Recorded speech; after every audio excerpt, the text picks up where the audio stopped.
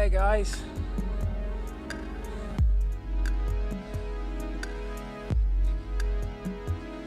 Just off for breakfast at the beach.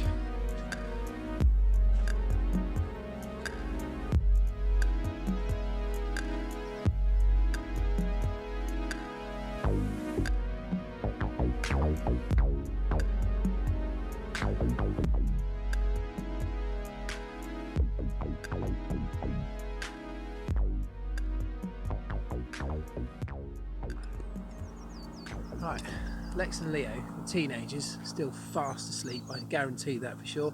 Claire's away. The dogs unfortunately can't come with us, which is a bit weird because Wilson's still got his cone on his head and Pharrell's not had his second injection. But the three of us have come to the best place in the world to have breakfast.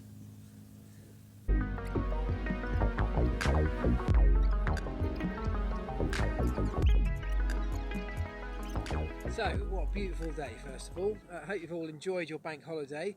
I realised in the video I did yesterday when I talked about doing a Q&A on a Monday, every Monday, which I do want to do. I think that's a nice way to keep it structured and make it regular so that everyone knows questions need to come in ahead of Monday. That's all fine, but having also said that I'm going to upload videos at 7 AM, that means that I will record the Q&A on a Monday. It won't actually go out until the Tuesday. So I suppose it's going to be a Q&A Tuesday rather than a Q&A Monday. But you get what I mean. Which means that I've got to do one right now. And so what I have done over the last few weeks and months is noted a couple of questions that have been repeated. So a couple of questions that have been coming in from lots of different people.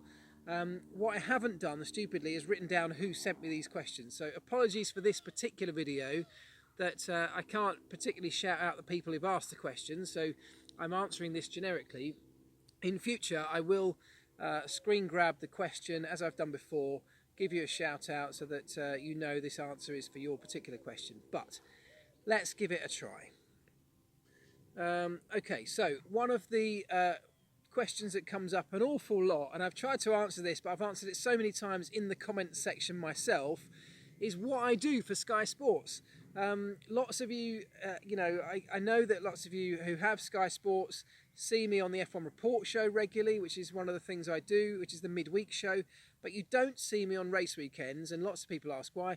The reason is that on race weekends, I'm not on screen. I'm part of the production team working behind the scenes to help make the broadcast that we do every weekend. So my actual role, my job title, in fact, for Sky, it comes under the role of floor manager. Now that's a bit of a weird one in that what that means is that I look after everything that's happening out in the paddock and out in the pit lane. So I tee up, I'm often running around the paddock, teeing up interviews, trying to get people like Fernando Alonso and Lewis Hamilton to come and talk to us. So I go to see them or their PR people and try and ask them if they'll come and join us for our show. So I do a lot of that, a lot of running around, dealing with the teams and with the people within the paddock themselves, the drivers, as I say, team principals, the Toto Wolff. Whenever you see Toto Wolff on the Sky Sports show, more often than not, it's me who's been to arrange that meeting to set it up in advance of the presentation team turning up to do the interview. So that's basically what I do, all behind the scenes. I don't do every race. I go to around about half the races. Which means, so around about 11 this year, of course, I've done the first 4 and I'm doing Spain, so I'll have done the first 5. So actually after Spain, I've got about 4 races where I'm not going to the racetrack, 4 races off, which much as I love going to the Grand Prix, I genuinely do, it's also a pretty demanding schedule if you do all 21 races. So to do about half kind of works for me. It means that I get a decent chunk of time at home now after Spain, to focus on family stuff and other projects that I've got going on, including this YouTube channel. Okay, lots of people have asked me what life is like for a member of an F1 team. Specifically, a few people have asked me, do the teams interact with each other? So do mechanics and engineers from McLaren, say, do they hang out in the evenings with the mechanics and engineers from Mercedes, for example? Absolutely, yes they do. It's not, it doesn't happen every single night, but just purely because you all finish work at different times, you're all staying in different hotels. But generally, amongst the pit lane and amongst the different groups of people at each team, everybody gets on with each other. Lots of people have worked together with each other in the past. And absolutely, they all socialise together and have fun together, go for dinner together, go for drinks together. So it really is this community that goes from one country and one racetrack around the world to another, sets everything up the same. It's a circus, travelling circus, and everybody within that circus tends to be pretty friendly with each other. What make is the electric skateboard that I use? It's called an inboard, INBOARD M1, an inboard M1. Check it out. I did do an actual review video on that some time ago. So if you go back through the videos, there is a review of it if you want to check it out. Amazing bit of kit. I love it. That's the inboard M1.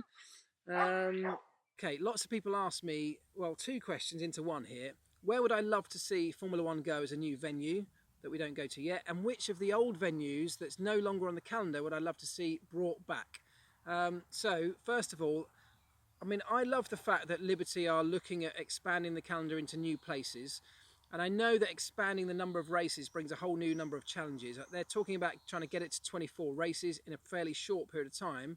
So we need to address how we achieve that, how the teams do it. Do we need to rotate teams? There's lots of challenges around that. But because they're being so proactive about that, and hence places like Miami now being a real consideration, because Liberty are pushing to go into these places rather than F1 waiting for the next city or country to come with the biggest paycheck, which is essentially how we used to do it.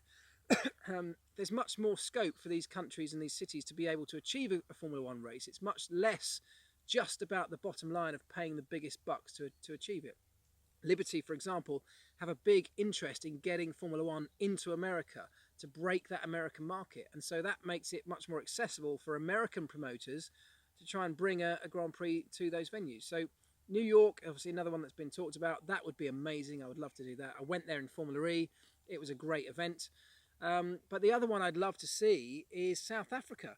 How good would it be to see Formula One cars running around Cape Town? Such a cool, vibrant country, interesting country, colourful, amazing people. I mean, I would love to see South Africa getting back onto the Formula One list. We went to Kyalami, of course, years and years ago, but I'd love to see somewhere like Cape Town become a feature on this new version of Formula One.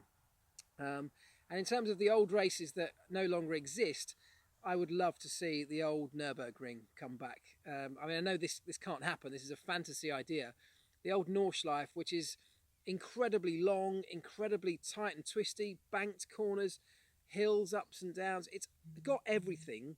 It's also incredibly dangerous, so it will never come back onto the calendar. But how good would it be to see a modern Formula One car running around there these days? Even if just for a demo run, I'd love to see that happen. It hasn't happened for a few years, maybe. What was life like working at MTC, at McLaren's factory? Well, it was both amazing and bloody difficult. The place, the attention to detail in that place is second to none, stemming from, of course, the Ron Dennis days, almost OCD-like, and that makes it quite difficult. I felt at times like I'd spent more time cleaning my own desk or polishing the car or whatever than I ever did trying to make the car go quickly or putting it together. So that can be frustrating. But on the other hand, as an engineer, to have those facilities around you, the very best of everything, the resources, the equipment, the technology that's inside that place is stunning. I mean, the best you can ever, the best you can get. So that's a very lucky thing to have had that opportunity and that experience with. It's also a beautiful setting around that lake and in the greenbelt countryside of Surrey. So great place to work, frustrating at times. Who's the best driver that you've ever worked with? Now, I get asked this a lot. It's a difficult one. In fact, two separate questions here. Who's the best driver in Formula One that I get asked a lot? And who's the best driver you've worked with? Now, if you're looking at the best driver in Formula One, especially if you're looking from the outside as a fan, you tend to have to base that opinion on the results. Lewis is probably the popular consensus is that Lewis is probably the best at the moment, definitely up there. He's a 4-time world champion. It's difficult to argue that he is not one of, if not the best driver out there. When you've worked with those drivers, though, within a team and you've worked directly with them, you get a different perspective on it. So you get to understand what that driver's like as a human being, what he's like as a person, how he interacts with you, how he interacts with the team, what his feedback is like. Does he push the team in certain directions? Does he push the engineering department in the direction that the car needs to go? Is he kind of decisive with his feedback? Is he a leader? Do people look up to him? Does he put the extra effort in? There's so many factors. Just what he's like as a guy. Is he a nice guy? All of these factors start to form a slightly different opinion sometimes.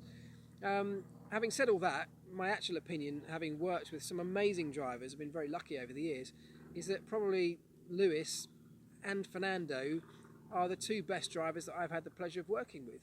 Incredible talents, but also, particularly now that Lewis has kind of matured over the years since I last worked with him, have grown into the most complete drivers. Incredibly quick in a car, obviously, but also a lot of work and a lot of dedication going into what else they can do to make themselves better, to push the team forward and to make the team and the car better. The driver that I had the most fun with and I enjoyed working with most was probably Kimi, because I had a great relationship with him. I still do.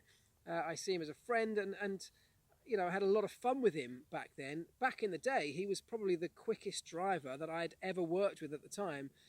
Incredible ability to drag a car round a lap quicker than it probably deserved to go, but he will never be the most complete Formula One driver because he absolutely loves driving the car, but he hates everything else around Formula One. And I think in modern times, if you want to be a complete driver, you need to embrace, probably a lot more than that. But Kimi got by on that incredible talent that he had and came so close to being world champion with us. A number of answers to that question, not an easy one. Probably Lewis and Fernando, very difficult to split those two as the best drivers that I've ever worked with in Formula One. Which of McLaren's cars was the best that I ever worked on? Okay, well, first of all, let me tell you the worst that I ever worked on was the MP418. If you remember that was the one that never even raced. It was so bad. It was an Adrian Newey car, but it was actually just ahead of its time. Had a number of different concepts on it that we couldn't make work at the time, but subsequently have all, been used frequently in Formula One over the years. We had the exhaust coming out underneath the gearbox into the diffuser. Well, teams have been doing that for years since then, but back then we couldn't really make it work. It didn't have enough airflow around it. Everything got too hot. And if the car ever did leave the garage to do an installation lap, it would almost always come back on fire. So we had all sorts of technical problems with it, and actually when we even got it working, it just wasn't that quick. So that was a disaster. But as a result of that being such a disaster, the predecessor to that, the MP417, from the year before, we carried over into that season and brought a significant update to it. We actually renamed it the MP417D, and it was that car that we came this close to winning the World Championship with Kimi with. And because we'd had the car for 2 years, we understood it inside out, we got the absolute maximum out of it, and it's that one that is probably the best car that I think I've ever worked with. It probably wasn't the best car on the grid at the time, but it was the one that we managed to wring every single element of performance out of it by the end of that season. Oh, here's a good one. And this actually almost deserves its own video, this one. What's the best technical trick that you've seen come into F1 that subsequently got banned? There's so many of these, and I think I will do a separate video on some of these. Somebody's already suggested doing that kind of video, so I think I will do that. But I'll just tell you my favourite one, and I'll probably end it here. My favourite one of these little tricks or cheats or inventive solutions was back when it was Benetton, or might have been Renault, when Fernando Alonso was driving for Renault, I think it was. And what they tapped into here was a great idea. When Charlie Whiting presses that big red button to start the race from his control tower, his gantry, that button sends a signal to the start lights, this is how it certainly used to work, to change the lights and start the race. Well, Renault was scanning for signals over a number of races, managed to identify that individual signal over a few races that came from the start button to the start lights. They managed to tap into that and scan that into their car so that when they were sat on the grid, and we had full launch control, of course, back then, when Charlie pressed his red button, Fernando Alonso in his Renault just launched past 3 or 4 cars up the grid, and everybody stood back going, how on earth did he do that? And of course, essentially, Charlie, with his big red button, was launching Fernando's car. whilst everyone else had to sit and react to the lights changing, it was all happening automatically on theirs. A great idea. I couldn't help but, we were main rivals at the time, so it was costing us positions at the start of a race. But sometimes you can't help but just hold your hands up and go, do you know what, guys? Well done. That was brilliant stuff. Of course, it got banned, but for a short period of time, they had a great advantage. And I love those kind of little loopholes that people exploit. It's one of my favourite things in F1. So I do think I'll do a standalone video at some point of lots of different ones that have happened over time, because there's some really fascinating ones. Okay, look, that's about it for now. I'm going to leave it there. Thank you very much to everybody who commented on yesterday's update video. Lots of really positive feedback, so thank you.